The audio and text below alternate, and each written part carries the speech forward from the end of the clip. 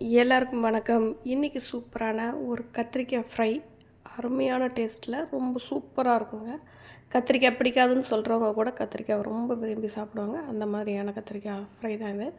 இதுக்கு வந்து நான் நீட்டு கத்திரிக்காய் எடுத்துருக்கிறேன். அதை இந்த மாதிரி ஸ்லைசஸாக கட் பண்ணி தனியாக எடுத்து வச்சுக்கோங்க. ரொம்ப தின்னாவும் பண்ண வேண்டாம், ரொம்ப குண்டு சைஸ்லேயும் பண்ண வேண்டாம். இந்த அளவுக்கு நீங்கள் வந்து கட் பண்ணிக்கோங்க. இப்போ ஒரு பவுல் எடுத்துக்கோங்க. பவுலில் கொஞ்சமாக வந்து மஞ்சள் தூள், கொஞ்சம் வந்து மிளகாய்த்தூள். அதாவது நம்ம வந்து இதெல்லாம் வந்து ஜஸ்ட் அந்த காயை வந்து கோட் பண்ணுறதுக்கான அளவுக்கு தான் நான் சேர்க்குறேன்.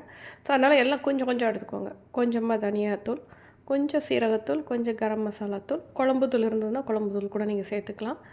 இதெல்லாம் சேர்த்துட்டு அப்புறமா கொஞ்சமாக தேவையான அளவு உப்பையும் சேர்த்துட்டு நீங்கள் நல்லா மிக்ஸ் பண்ணி விட்றணும். இந்த பொடி எல்லாம் ஈவனாக உப்போடு சேர்ந்து மிக்ஸ் ஆகணும்.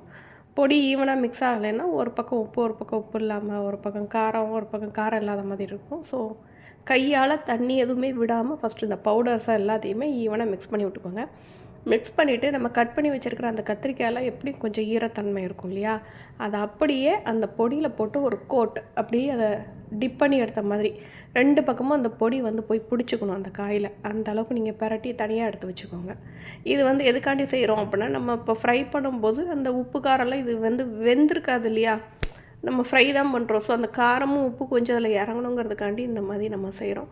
செஞ்சுட்டு இதை அப்படியே ஒரு கொஞ்ச நேரம் வந்து நீங்கள் வந்து அப்படியே விட்டுருங்க. விட்டுட்டு ஒரு 1/2 அன் ஹவர் வரைக்கும் நீங்கள் அப்படியே விட்டாலும் சரி. இது வந்து ரொம்ப உப்பு காரம் இறங்காது, பட் ஆனால் சப்புன்னு இருக்காது சாப்பிட்றப்போ. அதுக்காண்டி தான் அந்த ப்ராசஸ். ஸோ இதை அப்படியே வச்சுட்டு ஓரமாக வச்சுக்கலாம். இப்போ வந்து மேல் மாவு வந்து ரெடி பண்ணி வச்சுக்கலாம். ஒரு பவுலில் வந்து கொஞ்சமாக வந்து கடலை மாவு சேர்த்துருக்குறேன்.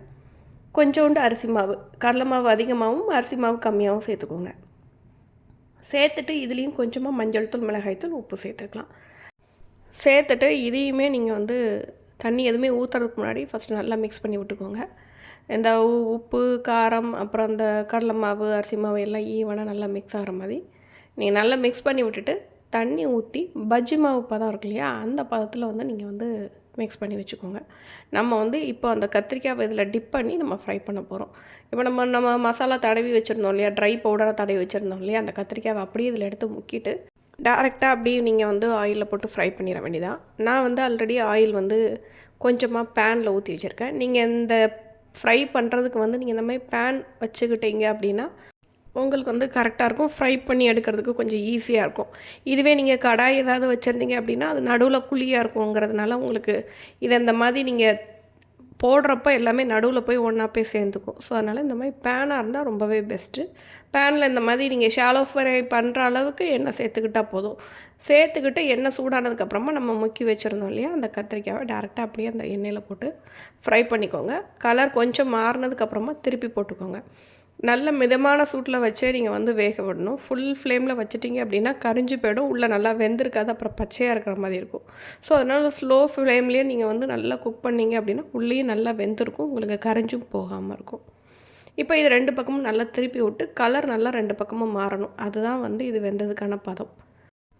இது நல்லா வந்துருச்சு அப்படின்னா சட்டியில் எங்கேயுமே ஒட்டாமல் நல்லாவே உங்களுக்கு தனியாக வந்துடும். ஸோ இதுக்கப்புறமா நீங்கள் எடுத்து தனியாக வச்சிட வேண்டியதாங்க. சூப்பரான கத்திரிக்காய் ஃப்ரை ரெடி ஆகிடுச்சு.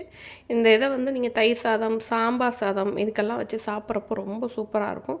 கத்திரிக்காய் பிடிக்காதுன்னு சொல்கிற பசங்க கூட ரொம்ப சீக்கிரமாக அது என்னன்னே தெரியாமல் சாப்பிட்ருவாங்க. அதுதான் இதில் இருக்க அந்த ஒரு ஸ்பெஷல். ஸோ அதனால் நீங்களும் உங்கள் வீட்டில் மறக்காமல் ட்ரை பண்ணி பாருங்கள். உங்கள் பிள்ளைங்களுக்கு கொடுத்து பாருங்கள். பிடிச்சிருந்தா சேனல் அப்படியே சப்ஸ்கிரைப் பண்ணிக்கோங்க. தேங்க்ஸ் ஃபார் வாட்சிங்.